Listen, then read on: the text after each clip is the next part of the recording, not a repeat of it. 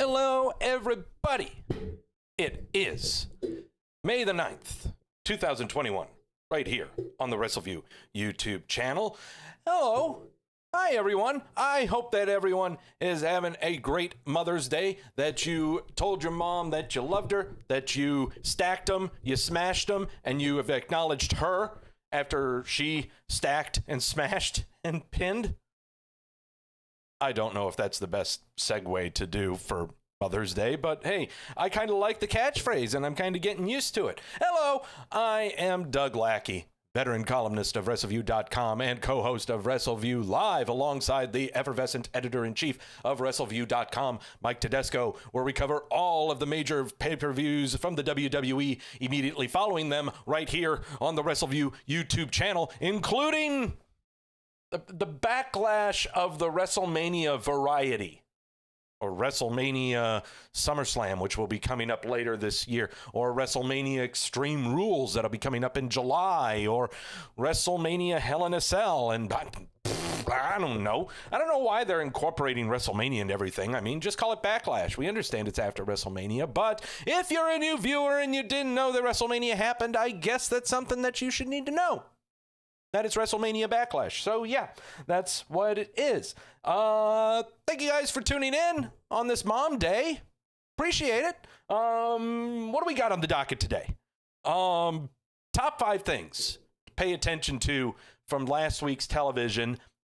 We are going to talk about AEW. Seriously. We will talk about AEW. Some of you may not like the words that I will say about AEW, but so be it. It's your opinion. You're glad to have it. I may not agree with it, but that is how society and community works to become better, is when we talk about our opinions and understand them better. And I think it will be very, very easy to understand mine because I have a lot of visual tools when we talk about AEW in the top 5, my lackeys list. News throughout the week. Everyone's speculating, postulating, hypothesizing, no theorizing because there's no way you can prove it until it happens, about where in the hell Daniel Bryan's going. And all the talk about his contract after it expired following his match with Roman Reigns last week on the SmackDown 2 Fridays ago. So, yeah, that's on the docket there with the Newswise and a bunch of other little things sprinkled around here and there, like little sprinkles on a Sunday. That's what it is. The WWE milk carton is always running, is always growing, is always growing, not exponentially, but it grows a little bit. Off the milk carton, Liv Morgan, Wooby Wyatt, and Carmella. Off the milk carton, Jimmy Uso appearing on last Friday's SmackDown, finally off the milk carton after being speculated that he was going to be appearing on so many wrestling programs throughout the past 5 months since the last time he showed up was Survivor Series. Other people have shown up on the milk carton that will not shock you at all. Will not shock you at all. And then finally, predicting the WrestleMania Backlash. 5 matches on the card. What does that mean? I don't know if I want to do... I feel like I should just all of them be locks. I feel like every single one should be locks. Yeah, I think that's what we're doing. 5 matches on the card for WrestleMania Backlash. Every one of them is a lock pick. I don't think there's any way around it. If there were 8 matches slated on the card, I might do 4 locks. You know, I'm thinking I might do 4 locks on this one. Yeah, we'll do 4 locks. We got to have a feeling of suspense when we try to figure out which one that we don't want to lock. Where's my paper? I need to write these. There we go. There's my papers. Yeah, WrestleMania is over and done with. So we'll throw that away in a wastebasket that is upended. So yeah, there we go. Blank sheet of paper. I have not made my picks for WrestleMania Backlash. So we're going to be making them as we go along. Yes, 4 out of 5. Well, Jamel wants all locks. Yeah, let's go ahead and do all locks. Fine, 5 matches, 5 locks is what we'll do. And probably speculate at what other matches are going to be on the card. But you know what? 5 matches sounds great. It sounds delightful. It sounds like an NXT pay-per-view that's only 2.5 hours long. Gosh, I hope that's the case with next Sunday's WWE Wrestlemania Backlash of Wrestlemania pay-per-views. We do a post-view. God, WrestleMania. So yeah, that's what's going to be on the docket. Doug, what do you mean by locked picks? What are you doing? I know I explain this every week, but it's for the benefit of those that don't pay attention to the show. So every time I make prediction on the show, whether it be anything involving wrestling, if I'm confident in it, I will lock said pick. If that locked pick does not come to fruition, we do a shot of the Luna Azul Blanco tequila. No locks that I have to pay up for on this week's show, so no tequila. Thank God. Ugh. No tequila today, but just because it's a tequila-free show doesn't mean that it is a sober one. I had a great week at work. The boss from Montana came in. Thumbs up to everybody. Feeling good. Mom day. Had spent my day with my mom having lunch and everything, so I'm feeling pretty good. So we're going to dip into some good stuff. Yes. Oh, yeah, before we dip into the sources, I've got to do some, because everyone in there has smashed them and stacked them and pinned them, I better acknowledge them. If you're in the chat room now, you say, wee! If you're not in the chat room, there's not a damn thing I can do about that. Who all is in the chat room? I see. I'm going to look down there this time and do it. I saw Andrew. I see Jamel. I saw Daniel. I saw Acer. Yeah, I see Acer. Who else? I know Quentin showed up and said he was going to catch on the VOD, so thanks for showing up, Q. I see Machoon with a mom's day. Wee! Who else is in there? I saw Mediocre Lewis is in there. Yes, Mediocre Lewis is in the chat room. Who else is going to be in the chat room? Oh, you all are going to be showing up. I know you will. There's Jamel. Wee! Yeah! All right. We got ourselves a good chat going on. And we're going to be feeling good here because today's sources I keep them here at my desk because Deanna doesn't like straight up stuff. And this is not very good to mix with anything, though it's bourbon. It is Larceny Kentucky Straight Bourbon Whiskey. Larceny. Yeah, I love this stuff. This is good and smooth. And the descriptors. John E. Fitzgerald's weakness was fine bourbon. As a Treasury agent who at the time was the only person legally allowed to carry keys to the rickhouses, he gave in to temptation, freely taking from the best barrels in each rickhouse. Those that contain wheated bourbon made with wheat instead of the traditional rye. These eventually became known around the distillery as Fitzgerald barrels. Now, Larceny Bourbon honors both the superb taste of this lawless Treasury agent and the legacy of the old Fitzgerald brand. Yeah, this is the good stuff. Do we have an ABV on there? Yes, it is a 0.46. Yeah, we're gonna tuck into that, but we're gonna be sipping on it because you got to have your Johnny Walker glass full of ice. Oh, there's water in there. There we go. So we go ahead and do that. We fill this guy up, put up. So you're not submerging all the ice. You got to make sure that you got some of the ice tips showing on there. So yeah, we're gonna be sipping on this guy for a little bit there. I got more ice to put in there just in case. And yes, some water on standby. What we're going to do. So Larceny bourbon made with wheat instead of rye. Oh, it's so good. Oh, so good. Good smooth. And you don't want to mix it with Coke. Usually with bourbons, like Jack Daniels and Jim Beam, you want to mix with Coke or Sprite or ginger ale. Nah, I don't. I love a good Jack and Coke. Don't get me wrong, but there are certain bourbons that you want to have straight up, like Larceny, Four Roses. Four Roses is a big one. I really like Four Roses. Yeah, those are the ones that I keep in mind. Yeah, Mediocre Lewis. Blood and Guts is such a mediocre name for a show, Doug. Yeah, it sure is. We're going to talk about Blood and Guts and many other things when we get into the top 5.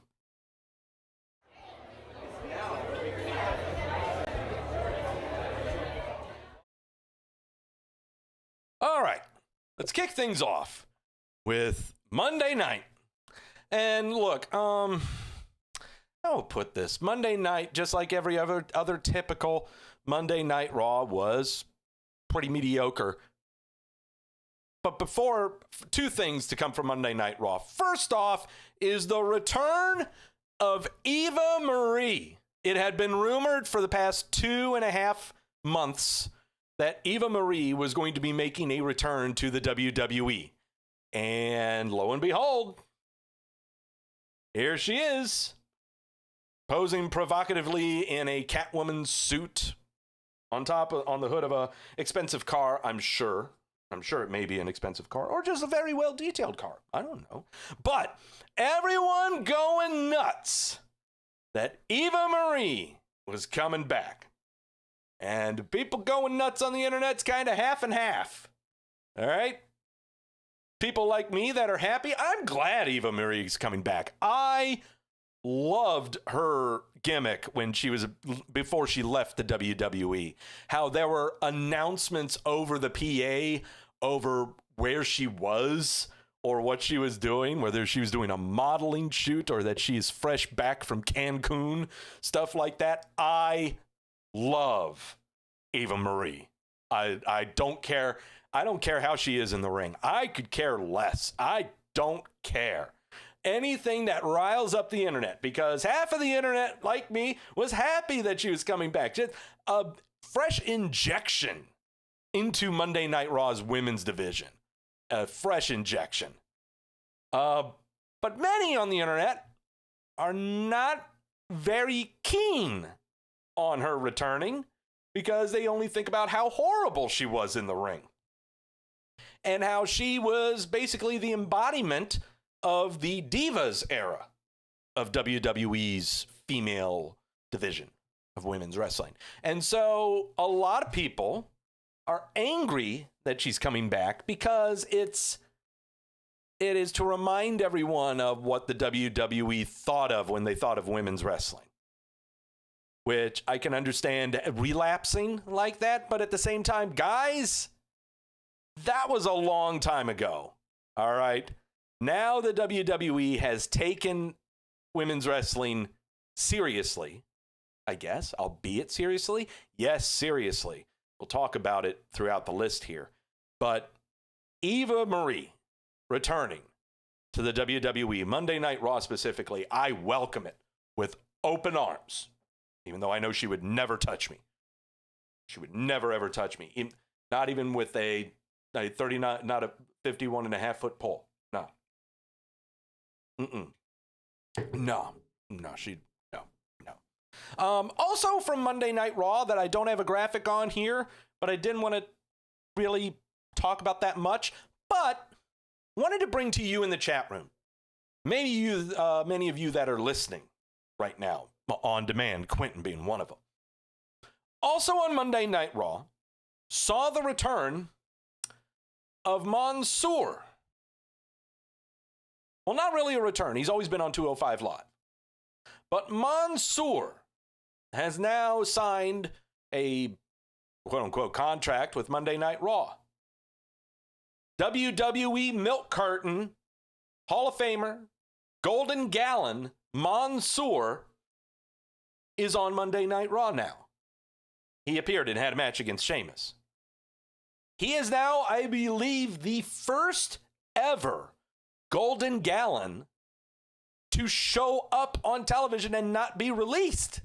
He is the first ever Golden Gallon to show up on WWE television and pay-per-view. And so, I put it to you, the faithful Wrestleview Weekly listener, the faithful degenerate that gives me license to say the words that I say. Should Monsoor continue to be a Golden Gallon, Or should we press the reset button on him and monitor him just like how everyone else is on the WWE milk carton? Do we strip him of his golden gallon title on the WWE milk carton? I've really been tossing it in bed at nights, trying to figure out what to do with Monsoor. I mean, Deanna sees me waking up. I've woken up in hot sweats. She's asking me, did you have that dream about the steamroller on Mario Kart's Rainbow Road? No, I said, no, I had the dream about Monsoor again. So Jamel's saying, wait, Monsoor is a golden gallon? Well, it shows the impact he's had. Yeah. Andrew, let's keep him as a golden gallon. He's just one who wrestles. Daniel wants to reset. I'm not sure. I'm not sure if we should press the reset button on him. Jamel saying, yeah, he should still be a golden gallon. You know, that's the thing. I guess I'll keep him as a golden gallon. Yeah. No point in really monitoring him, maybe until he wrestles Ask Daniel. Well, Daniel, he just did. He had a match against Sheamus last Monday. So he's not technically on the milk carton anymore. But he had been a year without being on WWE television or pay-per-view, so that makes you a golden gallon. Jamel saying, like the NWO, once you're a golden gallon for life. Too sweet. Hashtag sweet. Machine saying, keep him as a golden gallon. Yeah, I guess you're right, guys. Yeah, I guess we'll keep him as a golden gallon. It's one less body I've got to worry about to monitor. Yeah, I guess it's true. And also with the golden gallon, I mean, he only appeared on the Saudi Arabia shows that they don't do anymore. And only once appeared on NXT. So, yeah, I guess I'll keep him as a golden gallon. Though it would be more prudent now that if he is off television for a year, he would legitimately be a golden gallon because he only appeared on Saudi Arabia shows and one episode of NXT. No, I think I'm going to keep him as a golden gallon. Keep him golden. Yeah, we'll keep him as a golden gallon. We'll do that. Okay, so that was on my mind for Monday Night Raw. That was kind of like number 5 and number 6 on the list, like 5A and 5B. Is what I'm doing. Tyler goes, wee! Wait until he shows up next week. Well, I don't like pussyfooting around. I don't like waffling. I want to make a decision concisely and legitimately. It's what I want to do. I don't like waiting. Jamel saying could be a 2-time golden gallon. First ever 2-time golden gallon winner. I like the sound of that. So we'll do both. Monsoor is still a golden gallon, but it's much like if he's coming back from a Hall of Fame career, tries to rehash it. So yeah, we'll go ahead and do that. Sure. We'll go ahead and monitor Monsoor and keep him as a golden gallon. Oh, that'll be fun. I think this will be fun. That'll be real fun. Okay, enough of Eva Marie. Okay. These next 3 that are on my list all came from last Tuesday's episode of NXT. I'm going to tell you right now, and just like I always say, I like to make a decision and make it concisely and definitively. Last Tuesday's episode of NXT was the best episode of television the WWE has put on since the pandemic. It was the best episode of professional wrestling on television for the past 14 months. By far and away. Just great. Let's start things off with a brand new stable. Beginning of the show, we opened up the show with Isaiah Swerve Scott versus Leon Ruff in a Falls Count Anywhere, no DQ street fight type thingy. It could have been unsanctioned. No, it couldn't have been unsanctioned because the ropes were still yellow and the ref was still wearing a referee's t-shirt and not a black shirt and black gloves. Isaiah Swerve Scott versus Leon Ruff ended with big boy Top Dollar, AJ Francis there at the front, intervening and just Death Valley driving Leon Ruff onto the barricade. And then after that, we're introduced to a new stable headed by Swerve Scott, flanked by what you see here is AJ Francis right there in the front. Top dollar AJ Francis.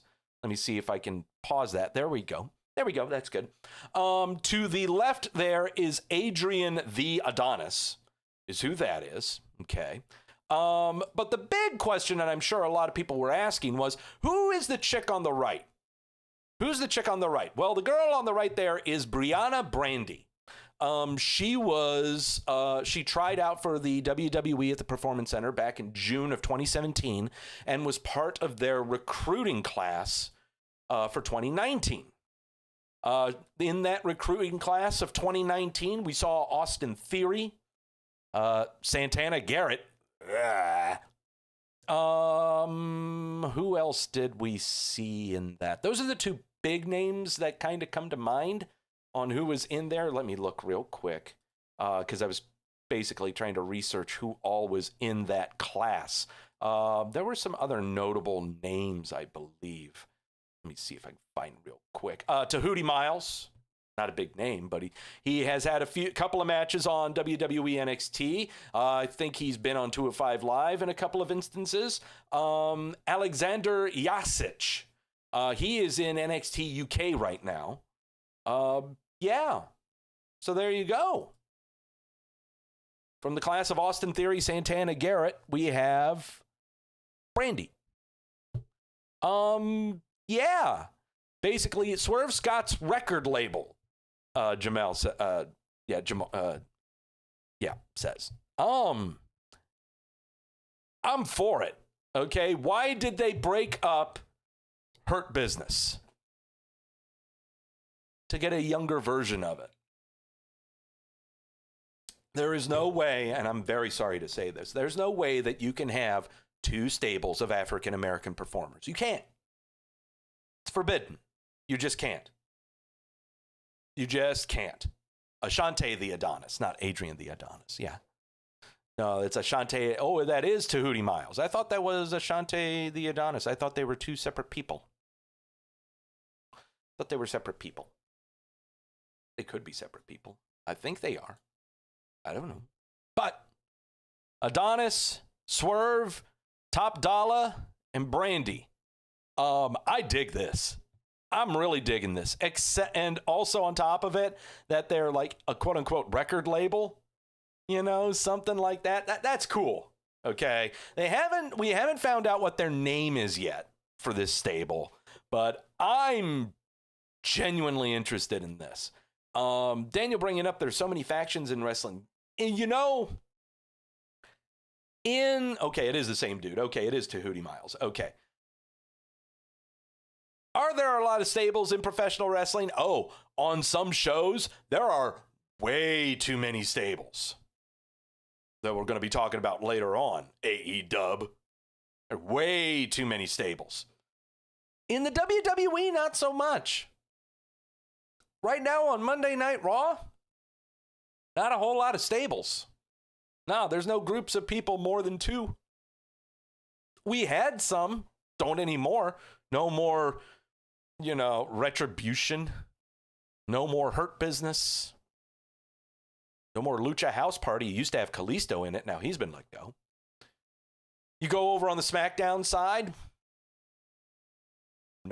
Just Roman Reigns and his faction, but it's not really a stable. It's just him and Jey Uso. They're just tag teams over there. There aren't really any stables. But over on NXT, we've got The Way.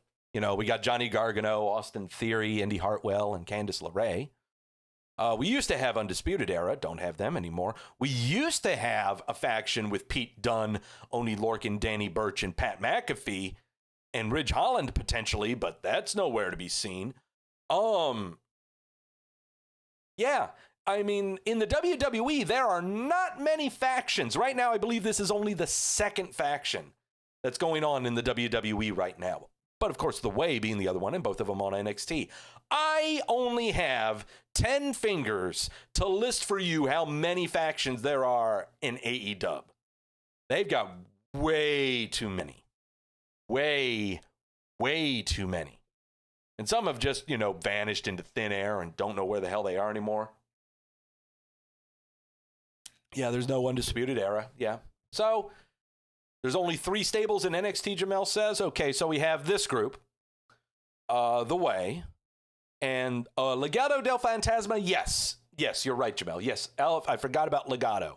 El Legado del Fantasma. How could I forget about them? So, yeah, one thing to pay attention from NXT, and that was a fun main event. I mean, not main event, opening match. That was a fun opening match. Another fun match. Shoes off for Zach Gibson. Grizzled young veterans facing off against Timothy Thatcher and Tomato Ciampa. God, this match was so much fun. Oh, gosh, was it fun. Just easy to follow. I have begun to love Timothy Thatcher matches. They've really, really grown on me. Just because there's no flippy-dippy stuff. There's no finisher kickouts. Even though in this match there were some kickouts, but not necessarily finisher kickouts.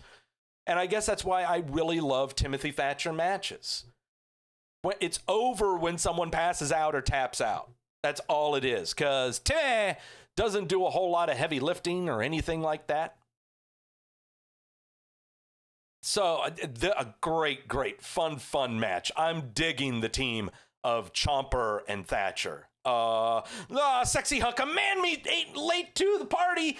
James going wee, Lewis going wee. Dear Lord, what a day. Yeah, check this match out. It was fun.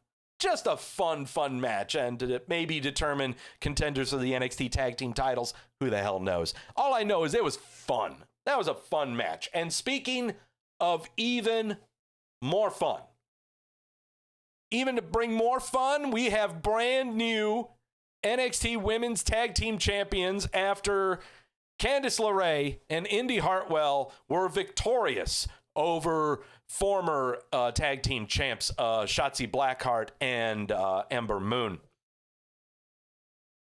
I'm just going to kind of scroll through some of these spots.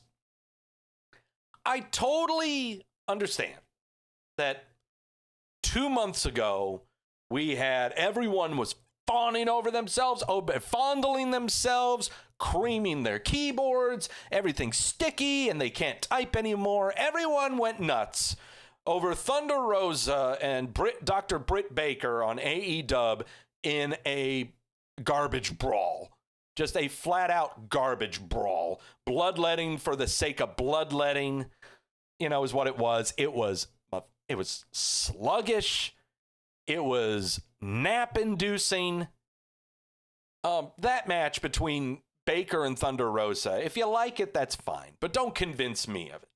It was horrible. Pacing was horrible. It was nap-inducing. However, I will take this match over anything that was on AEW involving women and quote-unquote hardcore matches or bloodletting matches. This was fantastic. Fantastic stuff.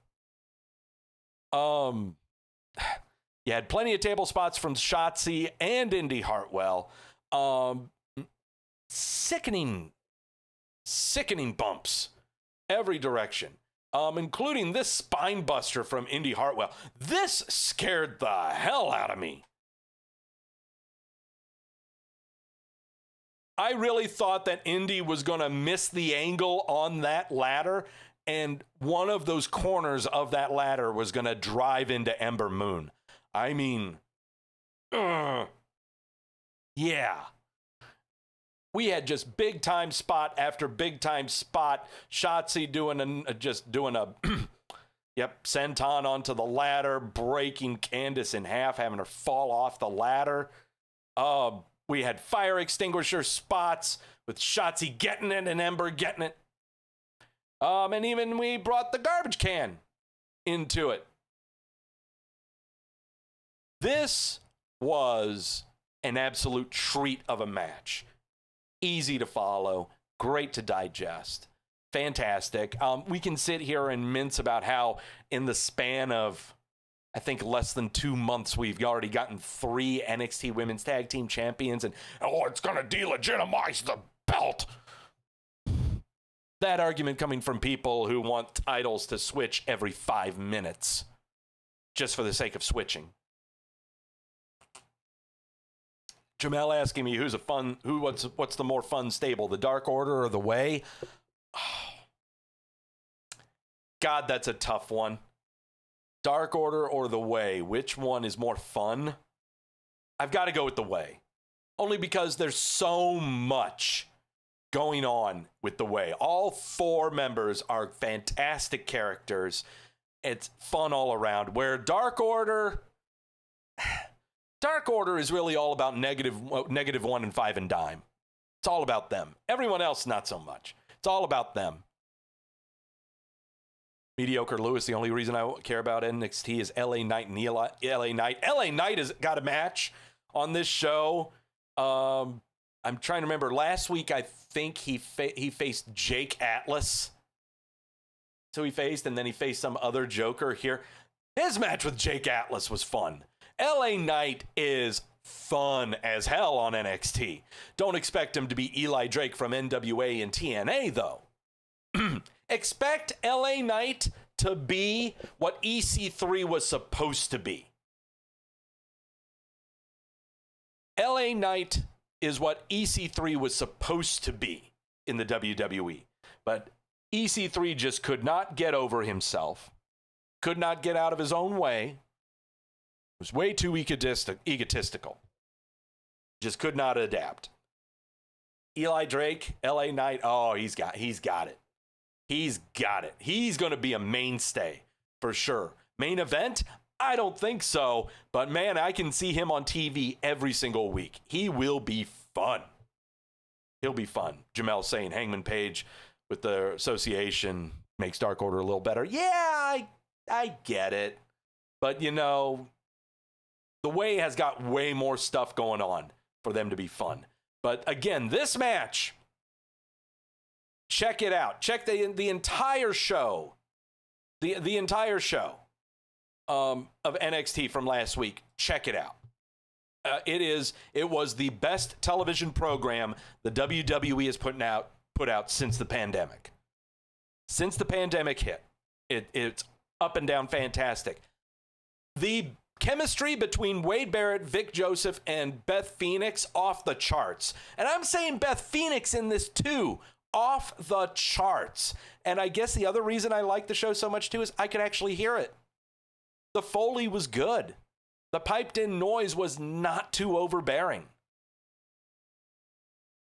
They had some live crowd there and they were doing some chanting. I hardly pay attention to them. I just need them for the cheers or the boos or whatnot. Up and down.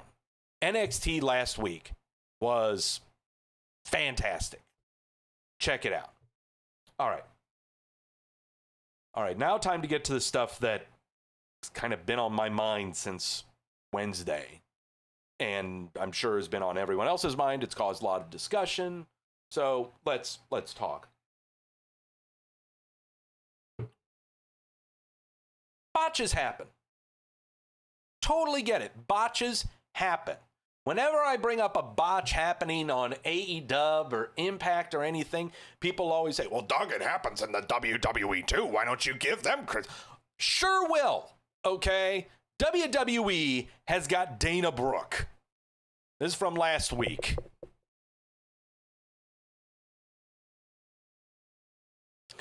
The WWE has botches. They've got Dana Brooke on their payroll for crying out loud. Whether that's a planned spot or what, I don't know.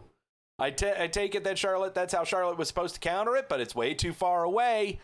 I don't know why she leapt up like that. Fish out of water. So, look, I acknowledge when the WWE botches, and they're bad. When the WWE botches, it's bad. Last Wednesday's Blood and Guts from AEW was just a smorgasbord of botches. Golden Corral could not produce the amount of botches in their buffet that AEW produced on just 1 hour's worth of wrestling programming. First off, Blood and Guts, the match itself, their War Games-like match that they had between the Inner Circle and the Pinnacle. The first hour of the show was pre-taped.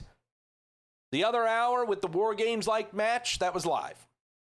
So people paid tickets to only watch 1 hour of live wrestling. That's number one. Okay. Number two. Let's just go through it. All right, look. This is the thing that everyone's talking about right now. Thank God for the AEW Botches account on Twitter. But look, this is the final bump where MJF pushes Jericho off the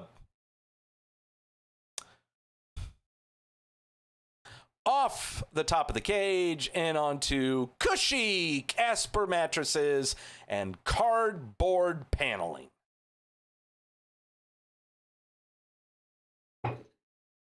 Throughout Twitter, I saw polls of who took the worst bump, Chris Jericho or Vince McMahon when he was simulating for Pat McAfee, Rob Gronkowski, he was going to fall off the podium for Wrestlemania a couple years ago.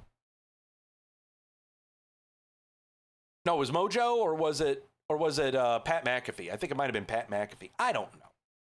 But Vince McMahon took a bump where he fell off the little perch that they have. And everyone arguing on the Twitter and all about how people who are complaining about this are complaining that they wanted to see Chris Jericho fall on flat concrete. That they wanted him to go through tables that was on top of barren concrete and not have padding. Just saying that you have no consideration for his life. That you wanted to see, like, the paralysis of a man on live television. No, that's not what I'm advocating at all. Would I want padding for this gentleman over 50 years old? Absolutely. Absolutely. But the production and everything involving that spot was horrible. And also the construction of it. I mean, look, if we're going to do the classic, falling through a stage spot or falling through a ring spot, you've got to be better than this. For number one, if you're going to do that spot, your camera has got to be further away to do that spot and not zoom in on every little mistake that you're going to have. Number two, have it be breakaway. Construct a ramp that's made of very thin plywood that he can easily break through and it just breaks the fall and doesn't really hurt him. More than that, there can be a mattress underneath the walkway for him to land on safely that we do not see blatantly in front of us. This was poorly produced, poorly constructed, poorly hypothesized. It was horrible. Period. And it's not just that. It wasn't just that. Okay, this is the one bump that one spot everyone has been talking about when it comes to Blood and Guts. I got more for you, courtesy of the AEW Botches. Okay, here we go. Don't tell me this was also the production crew's fault. Jericho conveniently tapping for what's-his-face to give him the low blow. Yeah. Come on. Use the right hand. Know where the hell your camera is.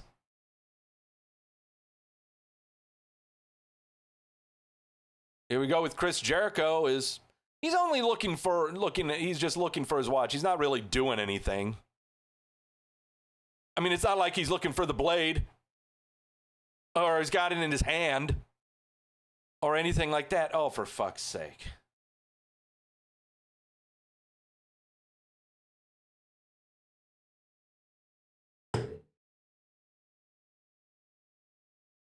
Oh.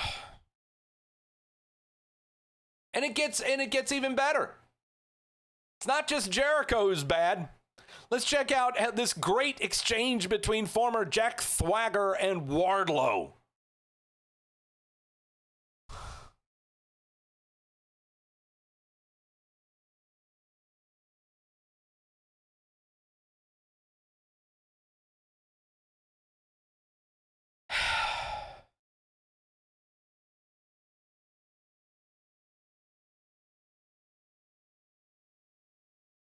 Do we need more? Even the guys from the Revival get botcherific.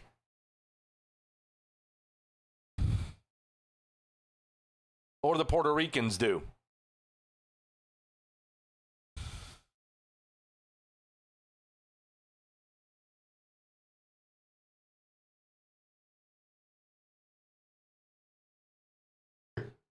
Jamel saying he enjoyed Blood and Guts, but the fall was beyond man. I'm glad you enjoyed it. But, man. Ugh.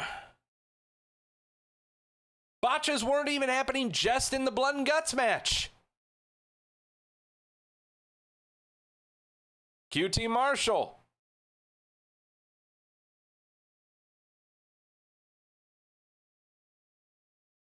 How was the show according to fans?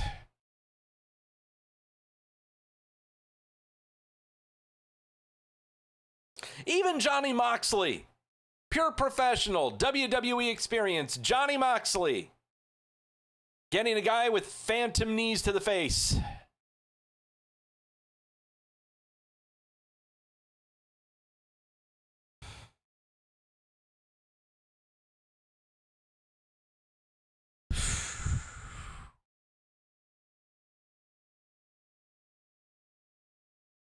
And above all of them, the best of them all, the worst of them all, Luchasaurus.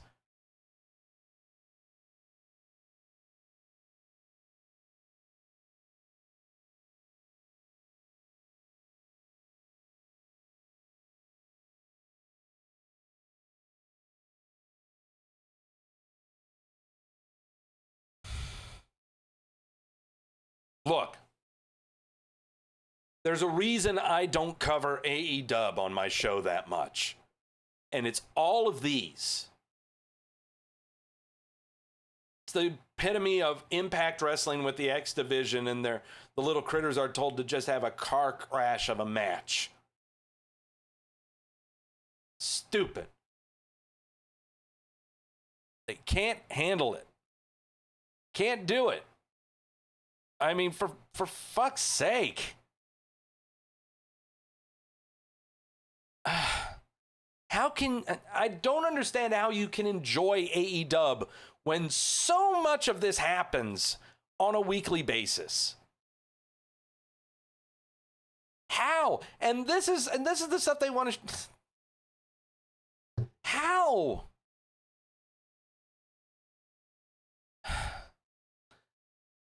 But again, everyone talking about, the bump.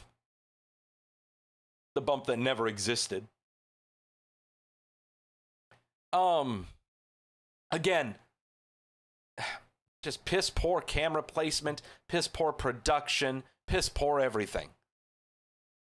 And I don't know which one is worse, comparing this spot or from AEW Revolution, where we were supposed to have a final explosion in the exploding barbed wire death match, and all we got were sparklers. I don't know which one is worse. I really don't.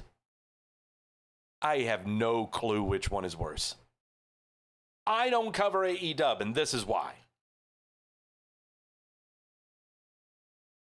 Mediocre Lewis, they're still getting over 1 million in ratings. Well, yeah, it's too bad that once you see that final spot, your rating's already been counted, and you can't change away from it. Getting over 1 million in ratings because there's nothing else to watch. It's a piss poor program. 1 million people tuning in, okay. According to the Nielsen rating system, which is rife with sample bias. And I call sample bias on everything when it comes to Nielsen's. I don't pay attention to the ratings. I just pay attention to this. Doug, professional wrestling is not supposed to make you angry. You're supposed to enjoy it. Why are you getting angry? That's not professional wrestling. That's horribly produced television. Come on. You can do better than this. You can have better foresight than this. Come on. I'm done.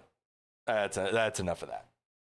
That's enough of the top 5 and ranting about a horrible promotion that doesn't know how to place its cameras or do effective spots involving resources like mattresses and cardboard. All right. Enough of that. On to the news.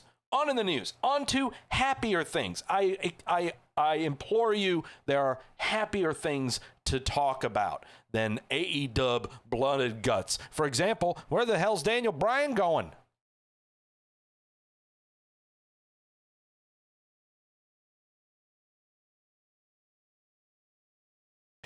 Daniel Bryan's WWE contract has reportedly expired after his loss to Roman Reigns on SmackDown last Friday. This is reported first by Fightful Select and then confirmed by F4Dub Online. According to F4Dub Online, Bryan's contract expired 2 Fridays ago, and the word WWE is, quote, pushing hard for him to sign a new deal, end quote. In past interviews, Bryan has said that he wants to do unconventional work with and for the WWE. He has said in those same interviews that he also wants to spend more time with his family. News of Bryan's contract comes after the loss. So many polls all over Twitter when this news broke last week that polls showing up of where do you want Daniel Bryan to go? Do you want him to go to AEW? You want him to go to Ring of Honor? You want him to go to Impact? You want him to go to New Japan? NXT? I know one thing.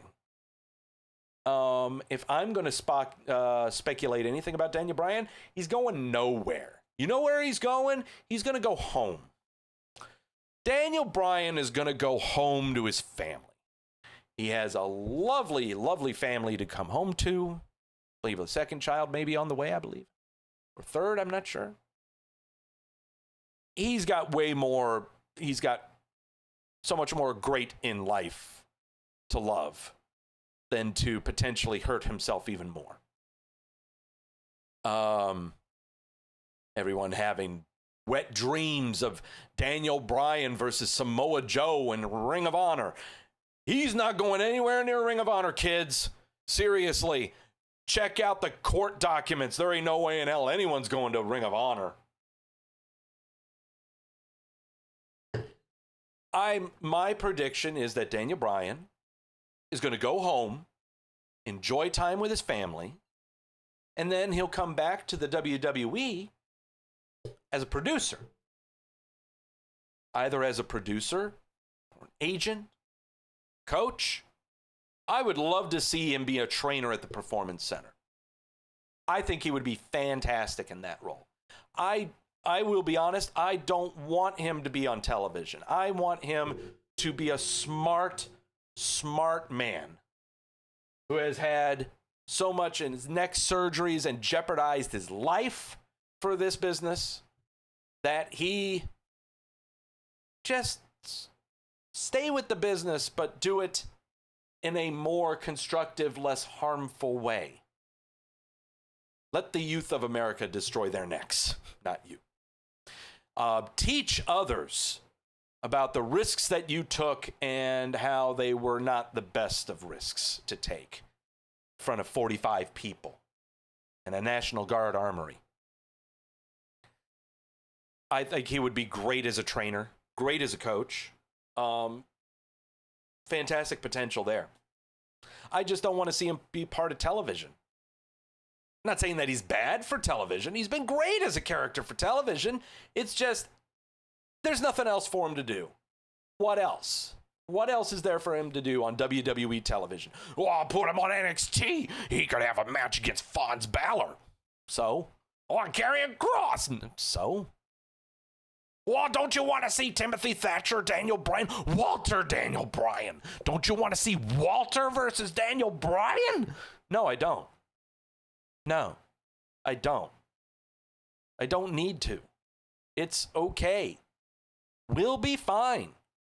We will all be just fine.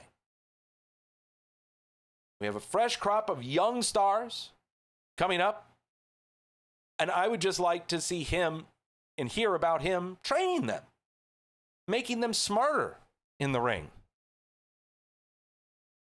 That's just me. Oh, you know, every week, Tony Khan says at least 3 or 4 things. You know, and I usually never talk about them because it's frickin' Tony Khan and he's just going to talk about his product and how great it is and how he wants to thank the fans and yada, yada, yada, yada, yada, yada. But this I had to talk about. Words coming out of Tony Khan's mouth. AEW CEO and President Tony Khan appeared on Busted Open Radio last Tuesday as he discussed bringing fans back in attendance, and he plans for the company's Double or Nothing pay-per-view out of Jacksonville at Daly's Place, where they are right now, on Sunday, the final Sunday of this month, of Memorial Day weekend. Khan said that he expects, quote, to be at full capacity outdoors for Double or Nothing based on what a lot of other sports have done. Daly's Place right now is an outdoor amphitheater that can hold a maximum of 5,500 for professional wrestling.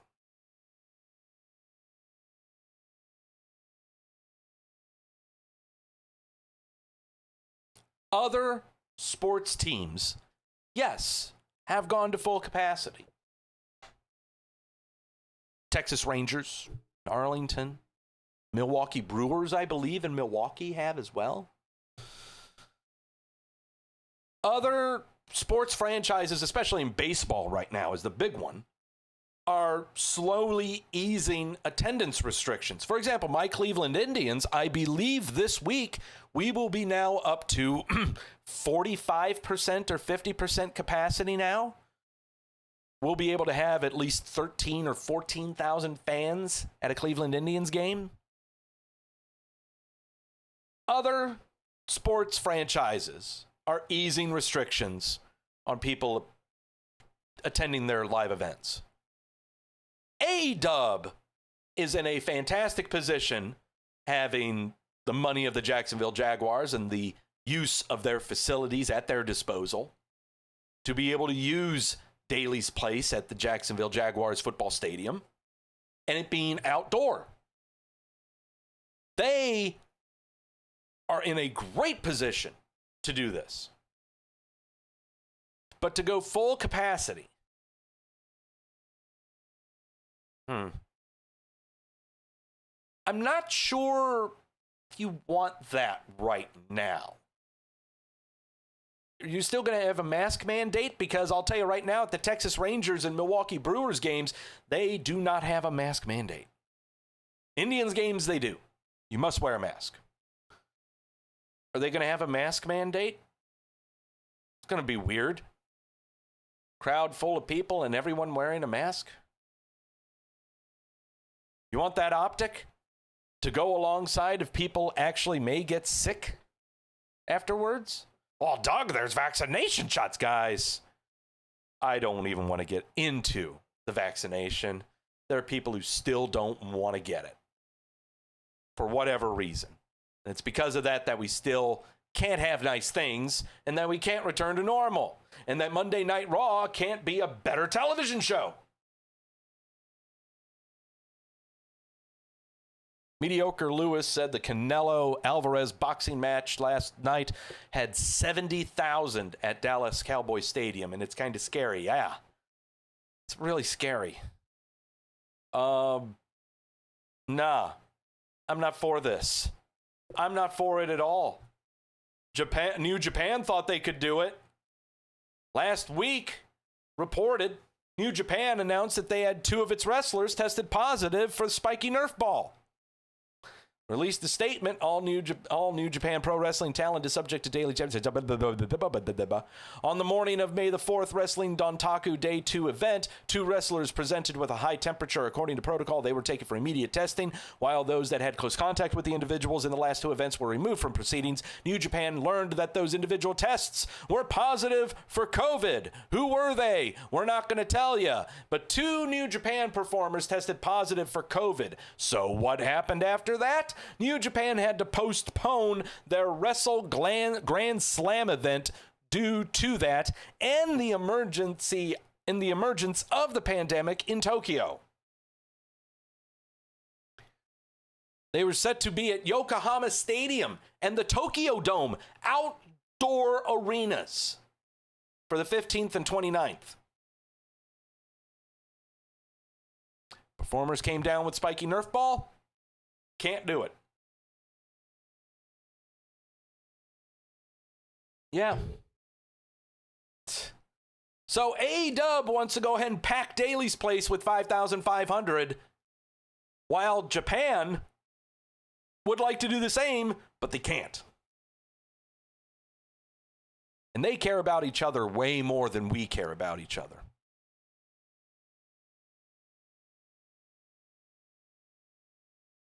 WWE announced the launch of WWE Now Down Under. This is a new content series for the WWE, for Australian telecommunications company MATE, or MATE.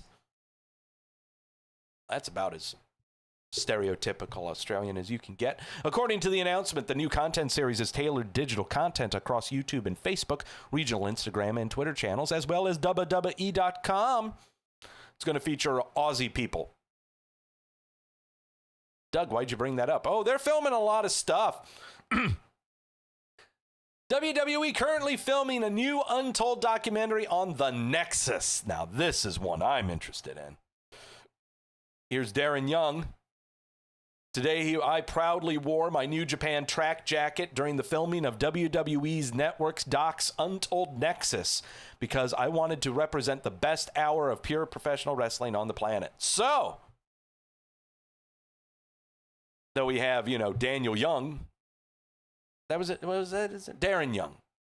So there we got Darren Young wanting to promote the company that he's with. But he's also there to talk about the time of Nexus, which, gosh, that was so good. So good was the Nexus. I loved Nexus. It's probably one of the purest reactions that I've had to a professional wrestling show in a very long time. Man, Nexus was awesome. How they were introduced and everything, I was just pure chaos. Man, it was good. But, oh, did they screwed the pooch on that one hard. Oh, boy. So, yeah, Nexus documentary, I'm for it. Absolutely. Get to reminisce and pine for the days when Monday Night Raw was good. Ryback is going to bitch about that Nexus doc. Yeah, he sure is. I don't think Ryback's going to be on it. I don't know. And finally, good news. Let's end this on good news. WWE producer Pat Buck and his wife Lauren welcome into bed. The boy got the tiny human out of her tom-tom. Pat Buck joined the WWE as a producer back in August of 2019. There's a little guy. Proud papa. So congrats. Congrats to Mr. Pat Buck, producer for the WWE. The emergence of Tiny Human. Injury list. Who's on the injury list? Who's got the boo-boos? Who's got the bruises? Not much has changed, to tell you the truth. Becky Lynch, the tiny human in her tom-tom, was extracted a very long time ago. She even has a picture with her child to celebrate Mother's Day up on the Twitter. But she's trying to get back into ring shape. She might come back to the ring. I don't know. Lacey Evans has a brand new tiny human inside her tom-tom. She's not going to be back until Royal Rumble times. Tegan Knox with her torn ACL, the third time she's had a torn ACL in her career. If she's not done with her career, she won't be back until SummerSlam times. Ridge Holland ruptured his patella on live television. He won't be back until SummerSlam times. Arturo Ruas torn rotator cuff eons ago. I don't know when this Joker's going to be back. I think he underwent shoulder surgery back in November. Last November. He should be back by now. Bobo Fish, torn tricep. Nearly 2 years of being on the injured list and only been on the roster for 4 or 5, something like that. Yeah, he's not going to be back until SummerSlam times. They're going to ride him out on his contract. And finally, Danny Burch dislocated his shoulder on live television. He won't be back until June of this year. He might be back earlier, but we'll see. So those are the people that are hurt.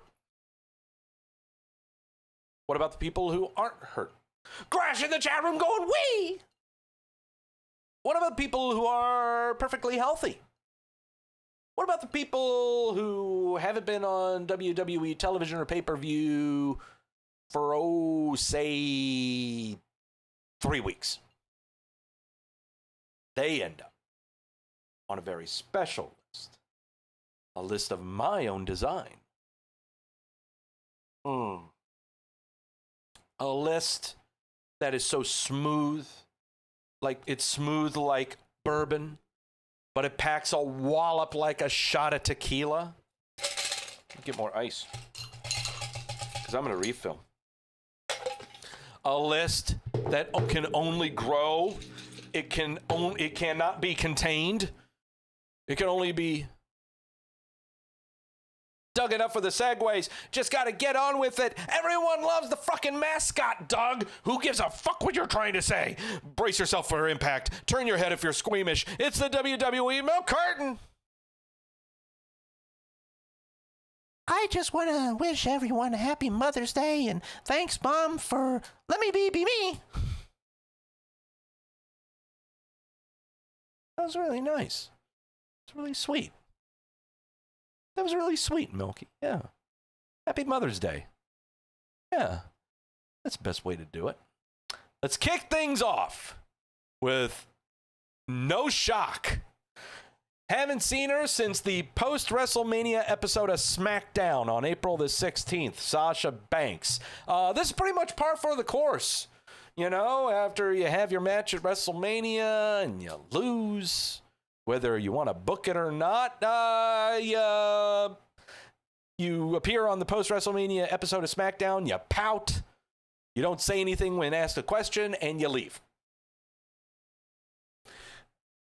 Not much I could say about that. I mean, yeah. Sasha Banks, haven't seen her. Are we going to see her? Who the fuck knows?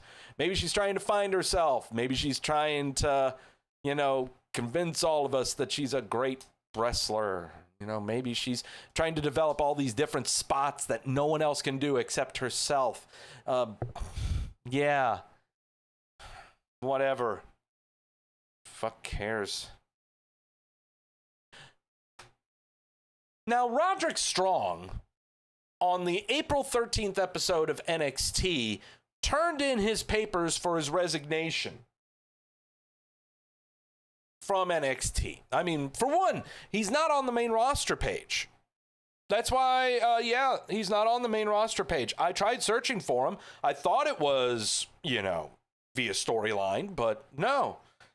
He's nowhere to be found. He's not on NXT's page. He's not on the current Superstars page. He's not on the 205 Live page. No. But he appeared with his wife, Marina Shafir, so that he could turn in his papers and call it a day.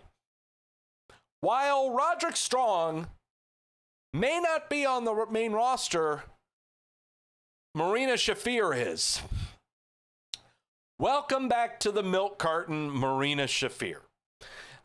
We had not, the last time we ever saw her on television, I think was back in September or November on NXT for a Battle Royale of the Vagina Persuasion. We haven't seen her since then. What has she been doing? She's been doing mom things.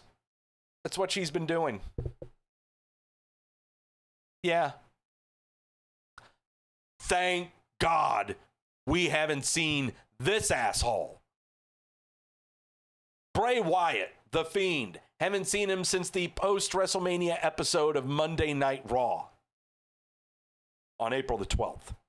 Thank God.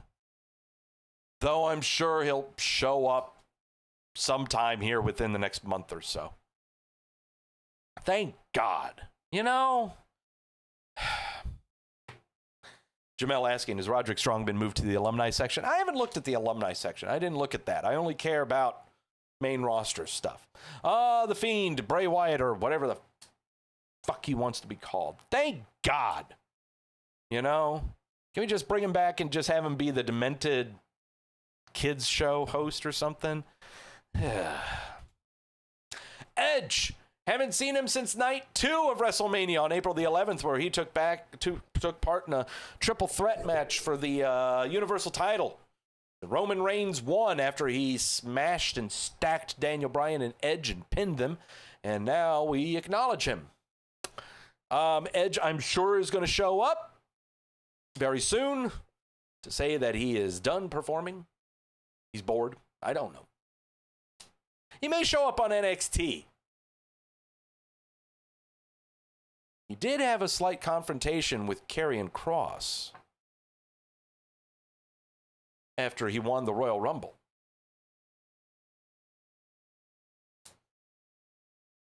Doug, what are you saying? I am saying that Edge will show up on NXT before SmackDown. That's what I'm saying.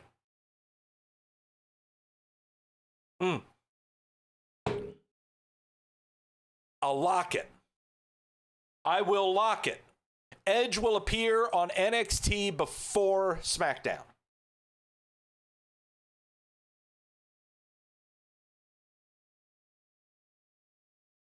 I'll double lock it.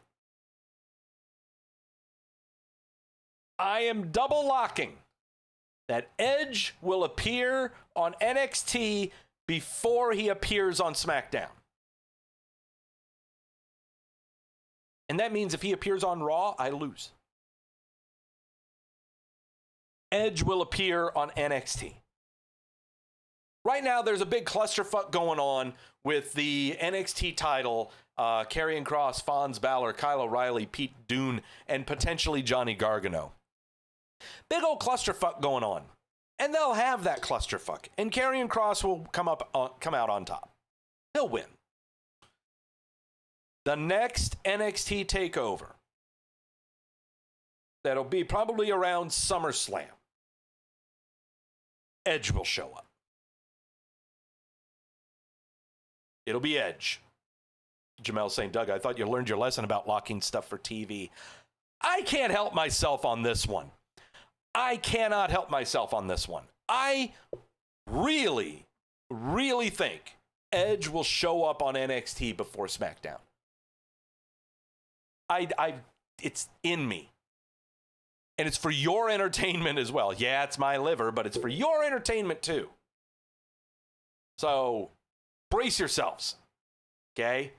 Brace yourselves, because if it's wrong, oh well, I take 2 shots of tequila. It happens. How many times has that happened anyway? But, if I'm right, you're going to see a lot more of this t-shirt, of this Damian Sandow t-shirt. You're going to see me at my most obnoxious, all right? Because I am a damn genius. when it comes to professional wrestling, even though I take shots at tequila because I don't know shit about professional wrestling. Look, I'm sure about this. Good thing I didn't do this with Velveteen Dream not showing up at the Royal Rumble. Yeah. No, actually, I did. I locked Velveteen Dream appearing, and I had to take a shot at tequila for it. Tyler saying there's no point for him on SmackDown because Cesaro and maybe Seth is lined up for Roman. SmackDown is set up for the next 5 or 6 months with programs. They're already set up. We've got Cesaro set up. We've got potential Seth Rollins babyface turn set up. Throw some others in there. We can do a Big E if we want to. You know? Or I'll throw some really weird names out there. Why not Corbin, for one, if we want to send him on his way? Because I got a feeling Corbin is hurt right now. He has not been on TV for a while. You know, he's been on TV, but he's used very sparingly. He reminds me a lot of how Robert Roode is being used. They're both kind of hurting right now. So, yeah, we'll see. Akira Tozawa. Haven't seen him since the Battle Royale on SmackDown. It was the Under the Giant Memorial Battle Royal, and everyone else who's after this was in that Battle Royale as well. Murphy was in it. Mustafa Ali was in it. Richard O'Shea was in it. And Flapjack. Yeah, Flapjack was in it. Yeah, Pancake.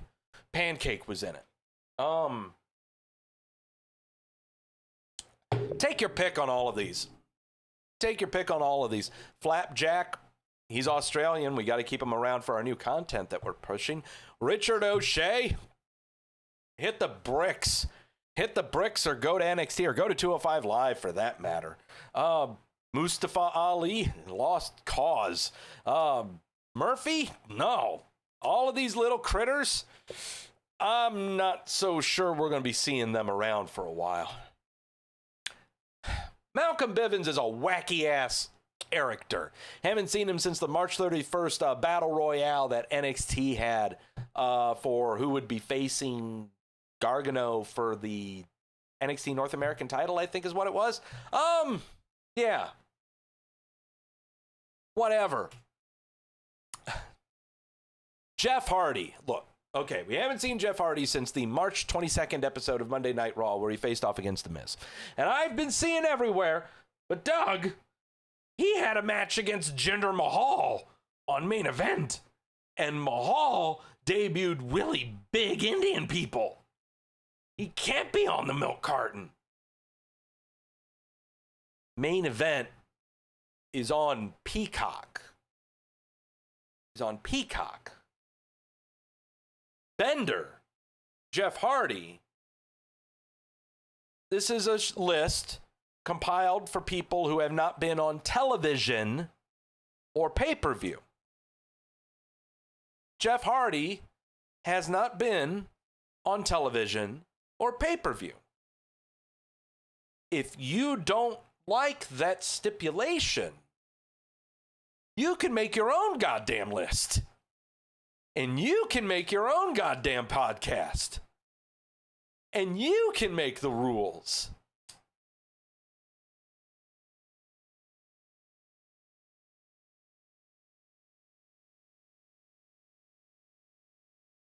Mia Yim, haven't seen her since the March 21st episode, the March 21st Fastlane pay-per-view. No, wait, that's Reckoning. We haven't seen Reckoning since the Fastlane pay-per-view on March the 21st, where she was at ringside in the match between Mustafa Ali and Riddle for the United States Championship, or yeah, that's what it was. Even though that match, that was the final match of Retribution. Retribution broke up after that. Since then, Mustafa Ali is on the milk carton, Flapjack is on the milk carton, Reckoning is on the milk carton, and Mason T-Bar they're supposed to be a tag team worth talking about, but they weren't on television last week. Go figure. R-Truth. God, this makes me sad. Haven't seen him since the March 15th episode of Monday Night Raw, where he was handed back his 24/7 title and hasn't been on TV since. He is the host of Raw Talk following Raw, which is fine. But what about the 24/7 title? Is that a big deal anymore? I miss R-Truth. I really, really miss R-Truth. And he was the one way that we could inject so many more people onto Monday Night Raw. Speaking of which, more people were featured on Monday Night Raw. And when I mean featured, I mean they're on television, in the ring, doing something. There were more people on Monday Night Raw than NXT last week. I know, it's weird. Seriously, I'll break out the numbers here. Monday Night Raw, from AJ Styles all the way to Xavier Woods, we had 33 performers appear on Monday Night Raw.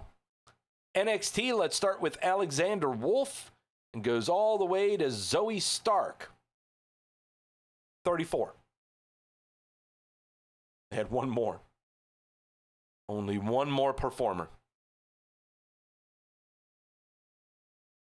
Yeah, I think that's the first time that's happened in nearly 2 or 3 months, that more people showed up on Monday Night Raw than NXT. NXT regularly has 30 performers on their television program. Raw was averaging in the low 20s. Grash asking, is the 24/7 on the title on the milk carton? Well, yeah. The 24/7 title is on the milk carton, except it does not have opposable thumbs and can't walk. This guy certainly can walk. Keith Lee. Haven't seen him since the February 8th episode of Monday Night Raw, where he had a match against Matt Riddle. He's still on the social media. He's putting out tweets and stuff. We have no idea what's going on with this guy. I don't know. I really don't know. He should not have gone to Monday Night Raw. Vince McMahon and the writers over there don't know what the hell to do with him. I don't know what we should do with him. I was afraid he was going to be let go during the spring cleaning. Edge will show up on TV before Keith Lee does. I don't see Keith Lee showing up still for a while. I don't see Keith Lee showing up until they have a draft of some kind. And then he's drafted to SmackDown. Keith Lee, Roman Reigns, anybody? How does that sound? Kind of sounds pretty good. Sounds pretty good. How does a Keith Lee, Big E tag team sound? How's that sound? Keith Lee versus Sami Zayn. That's fun. So I don't see Keith Lee showing up until there's a draft of some kind. And then he'll appear on SmackDown. Raw is the pits right now. It's either that NXT or he's shown his papers. Nikki Cross. Haven't seen her since the February 1st episode of Monday Night Raw, where she faced off against Alexa Bliss to further confirm the wacky-ass Alexa Bliss character that changes outfits during cutscenes and has bipolar disorder or something. You know? She's been very active on the social media. I would love to see her go to NXT UK. I would love to see her and Killian Dane go to NXT UK. I think there's a lot of potential for her at NXT UK, being a veteran with the women that are over there. So many new programs can start up. They've basically signed Meiko Satomura to NXT UK, which, watch her matches. If you have not, watch her matches. They are fantastic. Way better than anything I think Asuka's produced. So, I gotta have me some Nikki come back to us on NXT UK or something. You know, because it's not looking very, promising. Saroff and Rinku induce share. Haven't seen them since the Superstar Spectacle on January the 26th, where the WWE Network was advertising and promoting something for Sony India Networks for a relationship for the WWE Network in India. One of these jokers was standing alongside Jinder Mahal, who also has not been on television since that Superstar Spectacle. Apparently, there's a faction on Main Event. Why? It's the only way they can do dark matches or house show matches now. It's the only way. And yes, Indus Sher has not been in the ring because of the color green. Here's the deal. Since we can no longer have house shows, Main Event is the new house show. And it's the only way that the WWE test drives new ideas. The problem is the house shows are also your best focus group, and you don't have that focus group. You're just doing shit for the sake of doing shit, and you don't get reactions from it unless people actually watch it, and the only reactions you get are on social media. How many people are watching the Main Event? WWE Main Event. I don't watch it. Seriously. And I'm a guy on a professional wrestling news site and website that's supposed to be commentating about wrestling. Guys, there's a lot of wrestling I don't watch. I'm as casual a fan as you will ever find. All right? I don't actively look for stuff. Not unless someone brings it to my attention that I should actually pay attention to it. And I also I treat myself as that because you need people like me within the internet wrestling community to talk yourself away from the cliff a little bit. All right? I try to be the voice of reason. And if I watch way too much wrestling, then I don't stay the voice of reason. Velveteen Dream, we're dipping into 2020 here. Haven't seen him since the December 23rd episode of NXT, where he legitimately was buried by Adam Cole. Seriously, I don't normally use wrestling terminology like being buried or being a mark. I don't usually do that. But for the sake of Velveteen Dream, absolutely. Took a powder and was buried by Adam Cole on December the 23rd. I thought he was going to show up on Royal Rumble, and I took a shot of tequila for it. He will reappear. He will come back. And man, everyone fucking hate it. Riddick Moss. Haven't seen him since September the 21st of last year, where he was underground at Monday Night Raw and thought he was a cage fighter facing off against Arturo Ruas. Dabba-Kato was down there too and thought he was a cage fighter going up against Braun Strowman. Braun Strowman thought he was a cage fighter, but then he just shaved his head and emerged from underground before they filled it with concrete, and so it's no longer there. Dabba-Kato then joined the Nigerian military, became a commander, and calls himself Commander Aziz over at SmackDown. Why hasn't Riddick Moss joined the Nigerian military or shaved his head or emerged out from underground to grace us with his presence? I don't know. What's going on with him? And before that, he was pinned for the 24/7 title outside of middle-class white suburbia. We had to put out an APB for everyone to put food out on your front door for stray Riddick Mosses to feed on it while we're searching for their owner.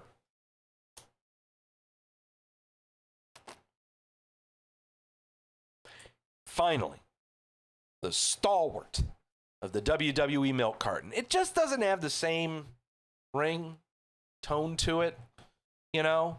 But we are 4 months away from christening a brand new Golden Gallon. She will be the second female ever to become a Golden Gallon. That's Jessamyn Duke. She was trapped underground as well back on September the 7th.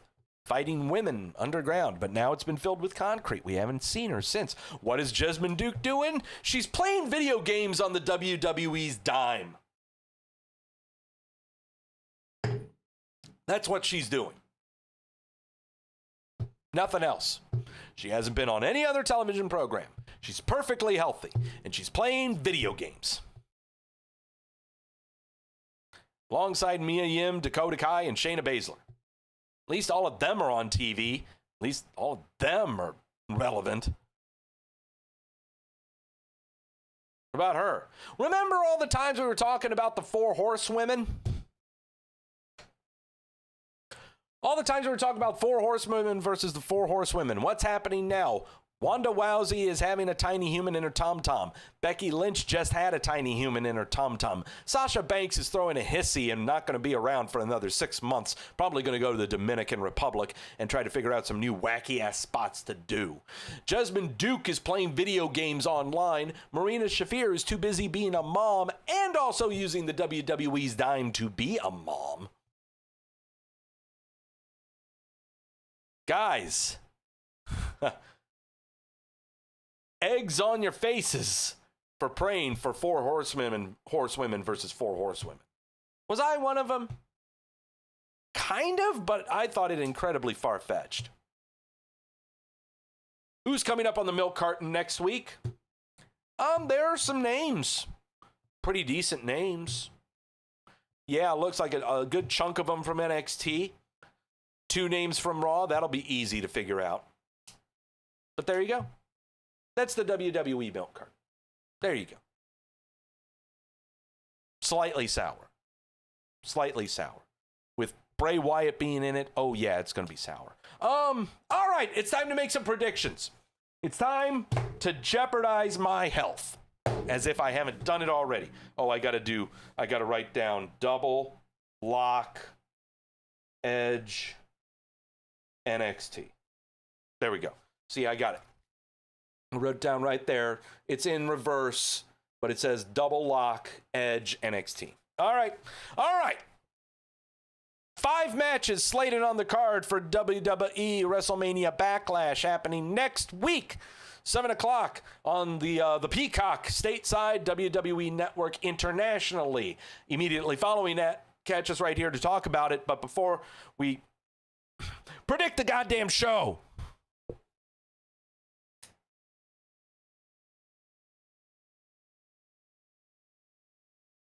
all right, 5 matches slated on the card. For did I say all of them were locks? Yes, I said all of them were locks. For each pick that I get wrong, for each locked prediction I get wrong, we do a shot of the Luna Azul Blanco tequila. Due to get some more. God damn it. All right, double lock is in the books for Edge showing up on NXT before SmackDown. 5 locks, 5 matches, 5 shots of tequila, potentially. I wish they tasted like bourbon. All right. Randy, hey Doug, again and again and again. How many times I say it? The way is awesome. Theory catching Scarlett and Johnny is awesome and Candace got a title. Yes, Randy, the way is awesome. Tell your friends, tell your mom. If you told your mom you loved her, you better have also told her that the way is awesome. I told my mom the way is awesome and she looked at me like I had squirrels coming out of my nose. All right. Daniel saying we want Doug to lose all the locks. Well, fuck you too.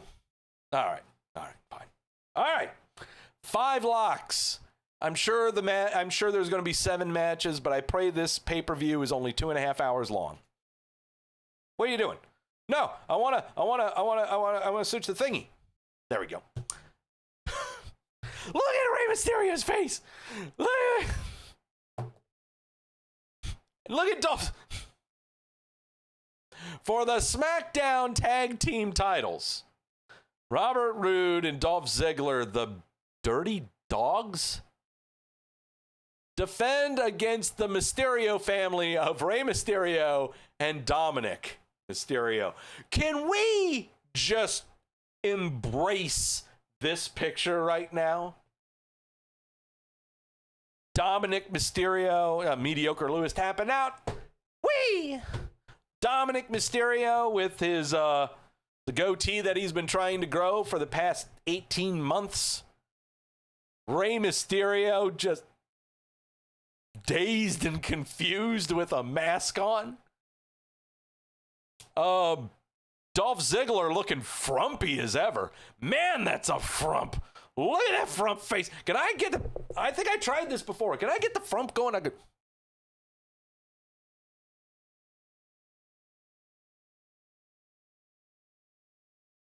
You gotta jet the corners and bring it lower.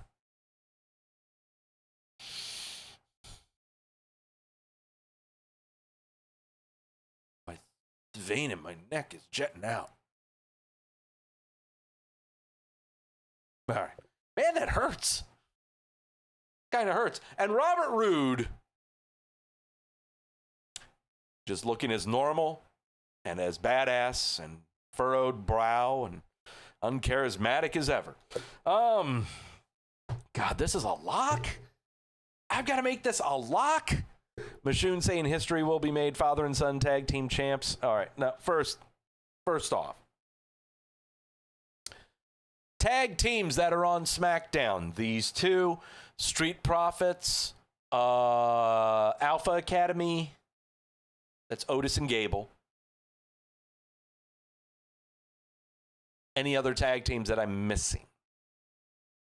Usos. Usos are back.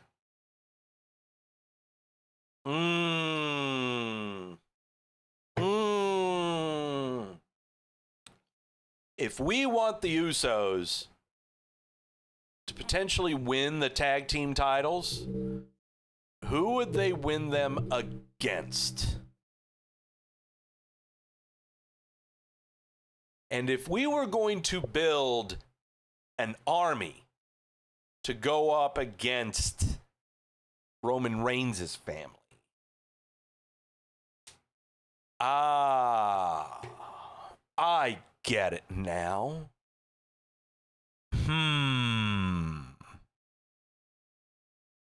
I'm already looking at Usos versus Mysterios in a tag team title match way down the line.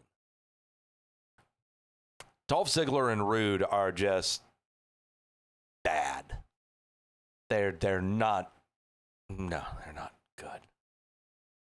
I can see them splitting up. I can see them splitting up. I can see Rude hanging up his boots very soon. I can see Robert Roode calling it a day very soon. How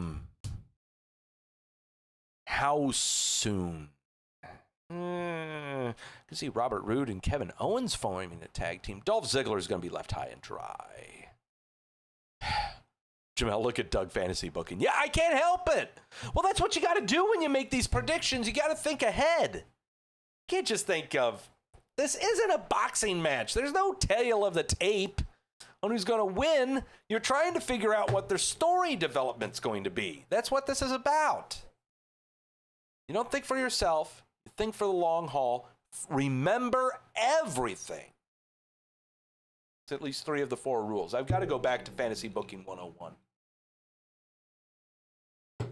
But for the long haul, I'm booking the Mysterios versus the Usos for the SmackDown Tag Team titles. In the long haul. That's what I'm doing. Do I start that long haul right now? Or do I carry this on? I can't carry this on. We've had the same 4 tag teams going after each other all the time. It's boring as hell. Nah. First off, we got to have Street Profits versus the Usos. Okay? And in the meantime, we could have Mysterios versus Alpha Academy. All right, first off, make the lock pick. New SmackDown Tag Team Champions, the Mysterios. There. I'm starting it right now. Because if I can't have it now, then it's going to be in some meandering clusterfuck of a tag team match on an episode of SmackDown. I got to have it now. I've got to have it now. Roman Reigns defending the WWE Universal title against Cesaro. Oh, this one's a no-brainer. There's no way in fuck. No. No way in hell. No way in hell is this happening. No. Roman Reigns is just so good. He's just way too good. Nah, Reigns, lock it. No brainer. Yeah. Lock it. No brainer. No brainer. I don't know what we're doing after this, and it doesn't really matter. Reigns is fantastic. Triple threat match of the Vagina Persuasion on Monday Night Raw. Rhea Ripley defending her Raw Women's title versus Charlotte and Asuka. Eva Marie is coming to Monday Night Raw soon. I don't think that she will be a focal point in any of this. Charlotte right now is possibly looking at a program with Alexa Bliss. With Sonya Deville being like a really weird third wheel in that program. So it's honestly between Asuka and Rhea Ripley. What are we doing after this match? What are we doing with the Raw Women's Division after this? Again, Charlotte Alexa Bliss is a program happening further down the line. What other women do we have on the roster? We got Shayna Baszler and Nia Jax. Are they going to lose their titles soon? Don't know. Don't really know for sure. I would love to see Rhea Ripley, Shayna Baszler. That sounds delicious. I would like to see Rhea Ripley, Nia Jax. That sounds delicious. I would like to see just those. Everyone else, not so much. Can we see a fluke win from someone beating either one of them two? Yeah. But right now, it sounds like it's going to be still on Rhea Ripley. Asuka is going to take a break. Asuka's going to take a vacation. She has been the face of the pandemic.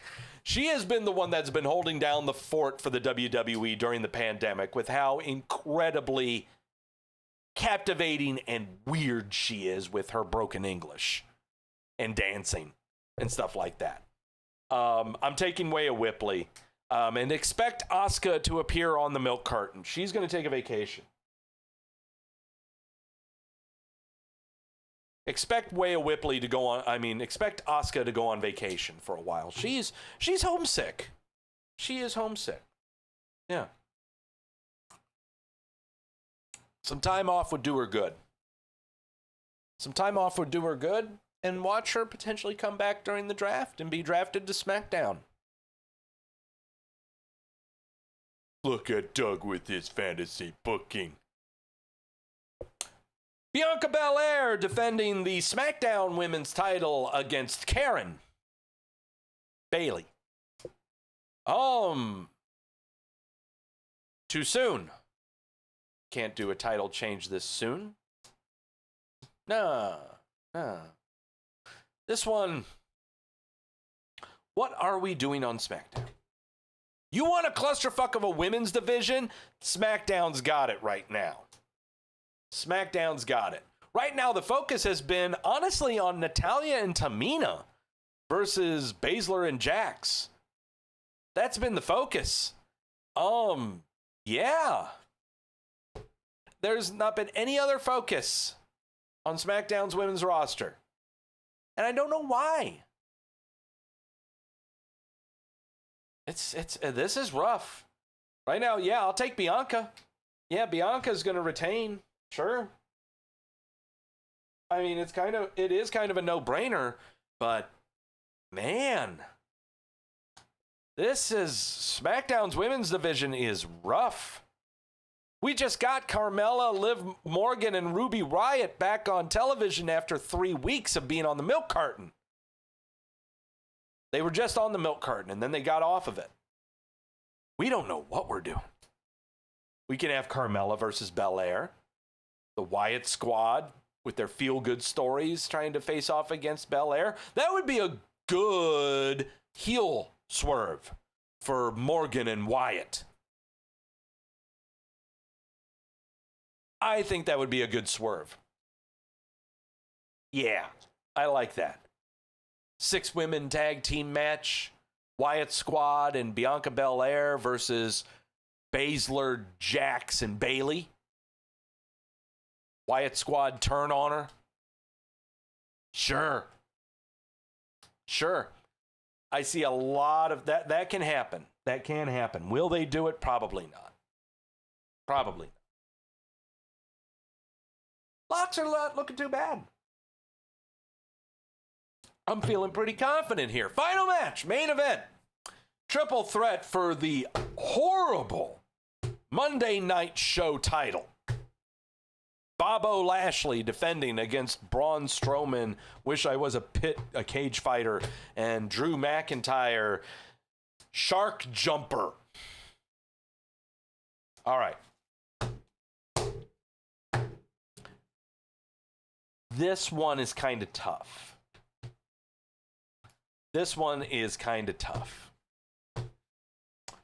Who am I pushing past this?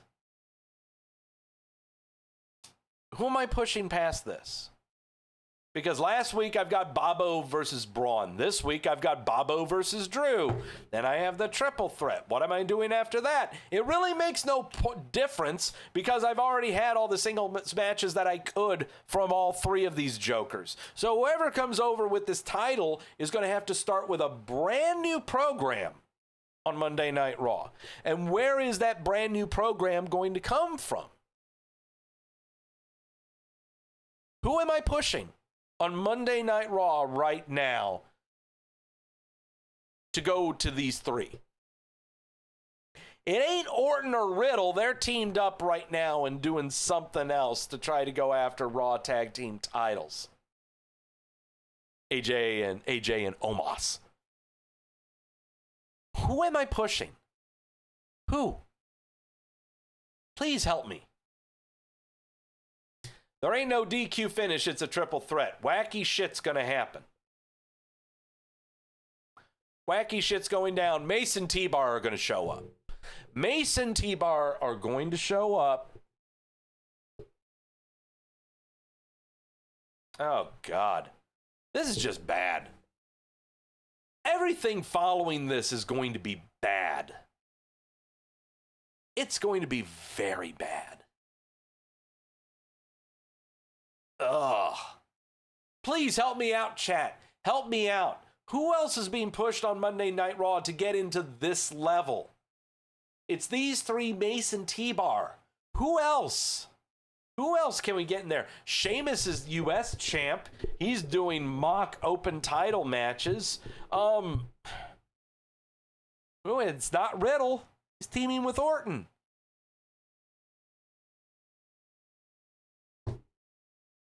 Edge? No. Well, maybe. It's kind of a free agent, I guess. I don't. God, this is bad. Bobo retains. Either that or Bobo. He looks like Bobo from Double Dragon. Does Bobo. Oh, the Fiend. Fuck you, Machoon. Oh, for fuck's sake. Oh, God. Oh. No. Oh, God. Now I want to have some tequila. Oh, God. Oh.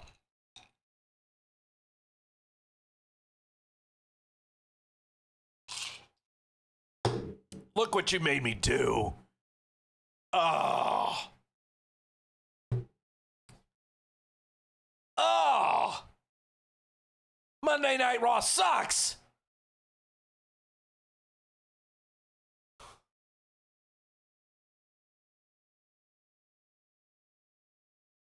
Here are my predictions for WrestleMania Backlash next week. The Mysterios, Dominic and Ray, will be your brand new SmackDown Tag Team Champions, defeating Robert Roode and Dolph Ziggler, the Dirty Dogs, or whatever the hell their name is this week. Roman Reigns will successfully defend his WWE Universal title against Cesaro. Rhea Ripley will successfully defend her Raw Women's title against Charlotte Flair and Asuka in a triple threat match. Bianca Belair will successfully defend her SmackDown Women's title against Bayley. And finally, Bobo Lashley will successfully defend his WWE title in a triple threat match versus Braun Strowman and Drew McIntyre. Oh boy. All 5 of these predictions are locks, which means all 5 of these predictions have tequila shots wagered on them. Fuck my life. Oh, I'm in reverse now. I can turn my chair now. Everything. See, this is what the shirt looks like. Old school Damian Sandow shirt. Thank you all so much for stopping by. Hope you all had a very happy Mother's Day. Wished your mom, I love you. I'm happy. Thank you for even having the notion or the inclination of having a creature like me in your life. Not just everyone else's life, but your life in particular. That's actually how I talk to my mother on Mother's Day. She knows what I mean. She knows what I mean. Tune in tomorrow, maybe. No, hopefully everyone will be fine. Tune in tomorrow. Post-Raw recap with Mike Tedesco, the effervescent editor-in-chief, and Queen Victoria. Going over Monday Night Raw. They were not on air last week because Queen Victoria was feeling ill, not feeling good, and so they had to postpone. But I think everyone's good now. Everyone's good now. I hope so. So watch out for the post-Raw recap. Friday, following SmackDown, following the go-home episode of SmackDown, join Roy right here on the Wrestleview YouTube channel. He covers SmackDown on Wrestleview.com. Join him for that show. He's doing a pretty good job. That's a pretty good show. You guys should check it out. No, it's pretty good. Oh, yeah. And finally, next Sunday, following WrestleMania Backlash, join Wrestlemania for the Wrestleview Backlash recap.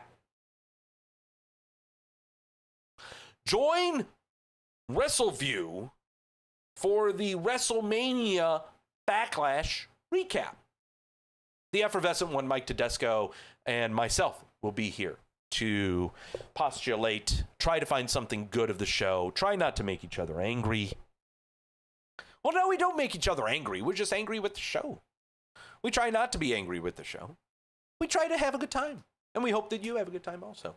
Like, share, and subscribe everything with this channel because you're a nice person and you deserve the best. And do I give you the best? Probably not. But I darn near try. So like, share, and subscribe. Those are the shows that we do here on the Wrestleview YouTube channel. We don't take things too seriously because life is too short. And as long as you got, yeah. Thank you all so much for stopping by. I'm going to have some more bourbon. Not on camera, though. I'm not going to do that. I'm gonna tuck in. I'm going to go outside, have a cig. I'm going to have some more bourbon. I'm going to probably hop on my PlayStation 4 and play Genshin Impact. I've been playing that game a lot. Because they have like the anime waifus that everyone talks about. But it's actually a pretty fun game. It's a lot of farming and resource management and stuff like that, just as how every role-playing game and video game is. But yeah, I think I'm going to go ahead and do that. So yeah. Andrew, Adnan Burke's going to make you drink. Oh, everyone makes me drink, Andrew. Thank you all so much for stopping by. Have a good one. If you haven't done it yet, tell your mom that you love her. wear a mask. Don't be an asshole. Think of others before yourself. And as always, the biggest and most important one of all of them, and believe me, it's out there. It's every day. Every day it happens, dude. You got to pay attention to it. Having too much cynicism can be bad, but a moderate amount is definitely worthwhile. Know when you're being sold to.